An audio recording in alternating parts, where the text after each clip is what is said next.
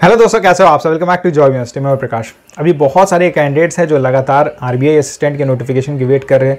Even कुछ candidates तो सवाल कर रहे हैं कि क्या नोटिफिकेशन रिलीज़ की भी जाएगी या नहीं।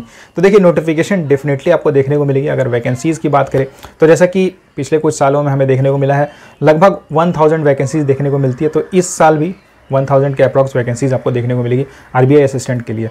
और नोटिफिकेशन की जहाँ तक बात है तो अब उसका कोई भी रीज़न हो सकता है नोटिफिकेशन डिले का। जैसा कि अभी कुछ दिनों पहले एक आकाश यादव सर की एक इंटरव्यू हुई थी किसी के साथ, तो वहाँ उन्होंने बताया था कि आईबीपीएस को सारी डिटेल्स आरबीआई ने दे दी है। यानी कि नोटिफिकेशन से रिलेटेड जितनी भी डिटेल्स रहती है, जो भी रिक्वायरमेंट वगैरह रहती है, वो सारी चीज़ें आईबीपीएस को दे दी गई है। अब ये कम्प्लीटली आईबीपीएस के ऊपर है कि वो नोटिफिकेशन कब रिलीज़ करता है एंड एग्जाम वगैरह कब वो कंडक्ट कराता है। तो नोटिफिकेशन बहुत जल्द आपको देखने को मिल सकती है। मे बी इस वीक या नेक्स्ट वीक आपको नोटिफिकेशन देखने को मिल सकती है आरबीआई असिस्टेंट की।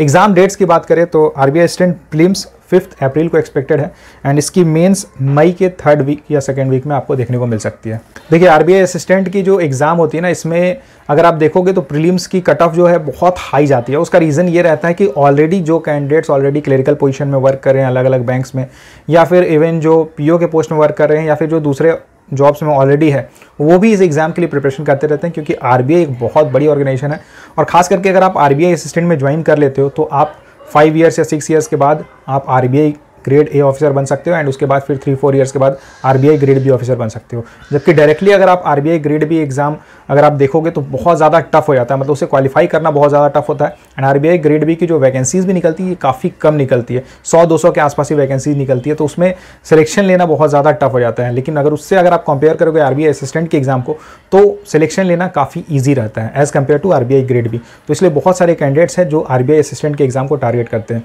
यहाँ पे आपको यही करना है, आरबीआई असिस्टेंट के लिए प्रिपरेशन बहुत अच्छे से करना है।